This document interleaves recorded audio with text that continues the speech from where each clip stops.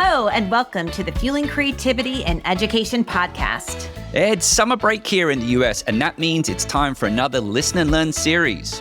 And this series features bite-sized episodes designed to support some professional development during the holidays. Now, as scholar practitioners, Cindy and I do see the summer as a chance to recharge and catch up on new ideas and research. So Matt and I put together a list, and we reached out to some of our past guests who have recently published books and invited them back to talk briefly about their latest work. And if you're a regular listener to the show and listened to one of our Listen and Learn series before, you'll know that these off-season episodes are short and focused. We ask just 3 questions about their new book, providing a perfect way to stay inspired while still making time for that rest and family. So whether you're a new or regular listener, be sure to follow us on your favorite podcast platform and enjoy this special summer edition of Fueling Creativity and Education. So let's begin.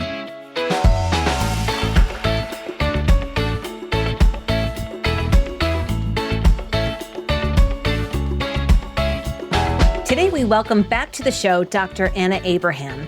Dr. Abraham is the E. Paul Torrance Professor and the Director of the Torrance Center of Creativity and Talent Development at UGA's Mary Frances Early College of Education. Way back when Matt and I did season 3, Anna joined us for a double espresso on neuroscience and creativity, which we will link to in our show notes. Today, she will be talking about her new book, The Creative Brain, Myths and Truths. Anna, welcome back. It's great to have you again. Always good to be with you guys. Thank you for having me. All right, so our first question in this Listen and Learn series, Anna, about your book is just for you to give us a 60-second pitch about it. Okay, so the book, The Creative Brain, Myths and Truths, explores what I call myth truths throughout the book. So I don't want to take a judgment on whether they're myths and truths. I want us to, the reader to explore it with me. So the book explores 7 myth truths about the creative brain. And it starts with perhaps the one everyone wants to know about, which is the creative right brain is the first chapter. Mm-hmm. The second myth is the madness and creativity link. Mm-hmm. The third is the link between psychedelic drugs and creativity. Mm-hmm. The fourth focuses on atypical brains and creativity, because there's a lot of literature in the neuroscience on how certain types of brain damage lead to an increase in creativity. The fifth is on intelligence and creativity, one of the age-old questions in creativity. The sixth is on dopamine and creativity, because, dopamine being the buzzword it is, gets used in a lot of contexts, including creativity. And the final one is what I call a myth in the making, the default mode network in creativity. So the book is a kind of archival trawl through these 7 myth truths, and it focuses on how it started, how it gets propagated, and how they get entrenched in our literature and our understanding about the creative brain. Now, you kind of covered this, and I think the book ultimately covers this, but our second question is, what's a misconception about your topic that your book breaks open? I am interested. I know a lot of teachers talk about right brain, left brain. So if you were looking for a little bit more direction, maybe expand a little bit more on that. But if you've got another misconception you haven't referenced. So I would start with the general picture first. The general picture across all 7 myth truths that I focus on is that every single one of them has a kernel of truth. Every single one of them. It's just that in the telling of the tale and how it gets spread, that things get twisted and stretched to a point where it's just too simple to be true in that form. So this is true of all of them. So let's take the creative right brain myth truth. It was born of a certain time when the left brain was getting all the press, right? Because we started to discover through the neuroscientific techniques the amazing capacities of our left brain. So it was sort of like where the focus is mainly language. And since we think of ourselves as a very language that most of our, let me put it this way, the idea that language is central to what we do as human beings. And so this part of the brain that seems to do a lot in terms of linguistic functions, that it's so lateralized meant that the left brain was sort of emphasized in terms of its importance in all aspects of sort of rational, goal-directed, intentional aspects of thinking. And so the right hemisphere got relegated a lot of functions that were just sort of like Well, the opposite, without really any proof for it. And so the right creative brain idea came around to say it's not just for creativity, it's not just that the left brain is important. The right brain is really, really, the right hemisphere plays a key role. So if you look at the early proponents, they've always emphasized that both hemispheres are involved. But because they were so new in drawing attention to the right hemisphere, what became propagated over time is that the right hemisphere is the more important and then the only place for creativity. So they emphasized from the start something that was true, which is like, hey, this neglected part is super important for creativity. And it ended up being, the right brain is the creative brain. And now, of course, the right creative brain idea, I think, serves as a great metaphor because it's almost like when you tell people, we want to have a more right brain curriculum, they instantly understand what you mean. So it almost doesn't matter that it's right or wrong from a scientific standpoint. It serves a valuable role in our daily discourse to get things done, to affect change at the level of policy and so on, because it's so entrenched in the way we think that we can actually use it to our advantage when we want to promote things about creativity, especially at the level of curriculum overhaul and change. And if you don't mind, and this is a short episode, but here's a brand new myth truth that I have developed, is that when I'm sleeping, if I'm sleeping on my left side, my brain sometimes is really, really active, and I can't calm down. But when I sleep on my right side, I automatically sometimes feel like I can do the whole counting sheep and focus a little bit more.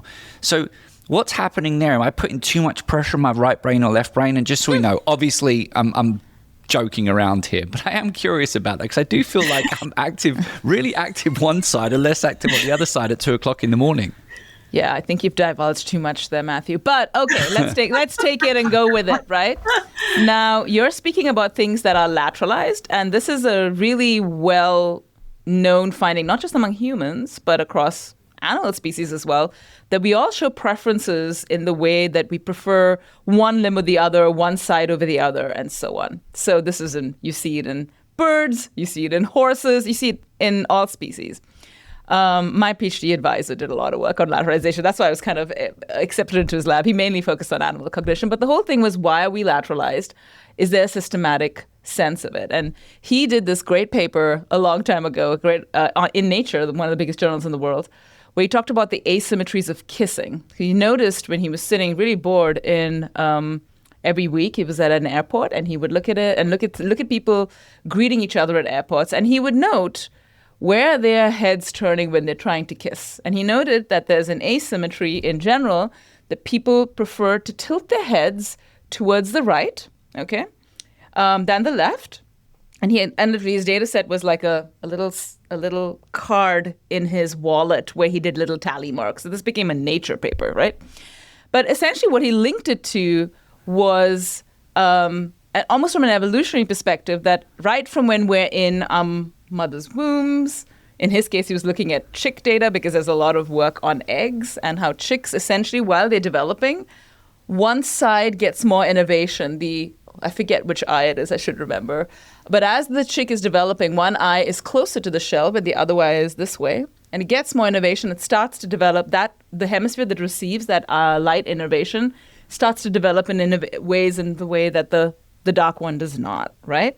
And of course, it influences everything about once a chick gets out. So if I would say in your case, there must be something about the comfort with which you have learned over time to lie on a certain side. And I had the same problem. There has a certain way that I have to lie on in order to feel relaxed. If you feel relaxed, if you look at your brainwave activities, there's going to be certain types of patterning that fits with that relaxed pattern. Alpha activity will change. You'll be getting into what's called the hypnagogic state, which is ideal for creative ideation. People as eminent as Thomas Edison have known that. So he actually used that in his techniques, by the way. He would sit in a chair with a really heavy bell in his hand, and as he fell asleep sitting down, he would, you lose muscle control. It drops down, and he would wake up and then write down all his thoughts then. So he used that sense of feeling relaxed, having this hyper-associative light stage in order to channel his creativity to coming up with lots and lots of ideas. So we know there's something about feeling relaxed, feeling at ease, feeling loosened up that almost releases the static in your brain in terms of your associative networks that might be conducive to your creativity more than others. So for you, it might be about the trigger point is how you lie down, that something about the musculature enables you or doesn't or constrains you. I love it. And we're seeing these myth truths. Is that a satisfying I loved answer? it because one, I felt like you're comparing me to Thomas Edison. And then the other part of it was the fact that I'm developing my own myth truth. So I love it. All right. Our final one is, what is one concrete or practical thing your book can teach others? The practical thing from the book, and I think I explore this greatly in the afterword, the sort of synthesis that comes from all the chapters. And I would say the one take-home message is that most of these myths that come to be propagated come about because of the way our brains have evolved. And we have evolved as a species to like stories, right? We like to make sense of what's going on. If we see something, we are immediately coming up with explanations for why that is.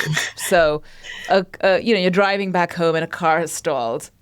Instantly, it has nothing to do with us, but instantly we're curious about it. And the more information we have, an accident. Oh, no, it wasn't an accident. It looks like someone's just been pulled over. That's what we do. That's what the brain is there. Come up with explanations. And we try to explain it. We want explanations for everything that we have and that we see around us, these marvelous feats of creativity, whether it's you see it in, 5-year-old Mozart or in 70-year-old Grandma Moses who started to paint then, So, or when you see suddenly your child have this super incredible interest in something that they've never shown interest in before, or where you see creative techniques being able to improve cognitive function in older adults. There's something about that we want to explain. And a lot of the time, our explanations are only as good as what we know about it. And we reach out, and when it comes to something magical, we tend to favor more magical explanations. One thing that we can't do with it, if I say it's wrong, what you know about the right brain is wrong. If you say the creative brain, let's say the creative part of your brain is not just the right hemisphere, it's too simple to say that. It's not satisfying as an explanation to be left with a void, to be left with nothing. So people will steer towards explanations that are fun or interesting or seem to make sense in some way, more than sort of sit there with this gray void, I don't really know. And that's the reason why it's very hard to dispel them, because unless you have a great competing explanation, you're not going to dislodge them. And that's what I think is the take-home message of the book, is that we must understand that there's some part of our mind that is, in effect, pushing us towards simple, easy explanations, because it feels like, oh, I get it, I understand it. That's such a powerful feeling. And sometimes we can be completely off track, but our minds won't let us kind of recognize or realize or accept it unless we find something else that we find somehow that, I like this.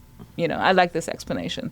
I don't know about you, but I see this even in class when we talk about things like the creativity definition. A lot of the students are like, well, I don't like this definition, so I'm not going to accept it. I think, well, I'm not sure it matters whether you like it or not, but it comes from a place of, if it doesn't resonate with me in some way, I can't sit with, no, this is not okay. I'd rather go with something that's less good, as long as it feels somehow true, feels true to me. And that's this narrative, the storytelling nature of our minds, that we want explanations. We don't want to think that we don't know. That's not fun to deal with. And that makes so much sense. Even before we were waiting for you, Anna, we were talking about someone who just unfollowed me on LinkedIn, and we started crafting a whole story around the potential reasons why this might have happened.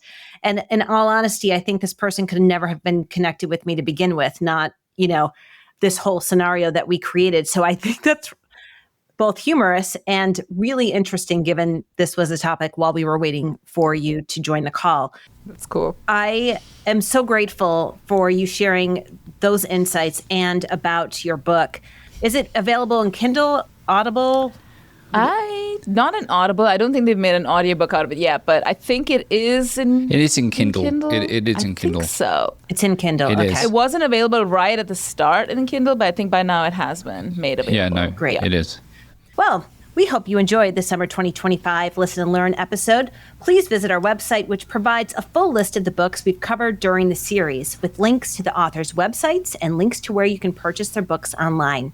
You can access the page at fuelingcreativitypodcast.com/summer reading 2025. And we are still booking guests for season 11 of the podcast. So if you have any ideas on researchers or practitioners, or perhaps ideas on topics you'd like us to cover during that season, please reach out at ideas@fuelingcreativitypodcast.com. My name is Dr. Matthew Wurtwood. And my name is Dr. Cindy Burnett. This episode was made possible thanks to our sponsor, Curiosity to Create.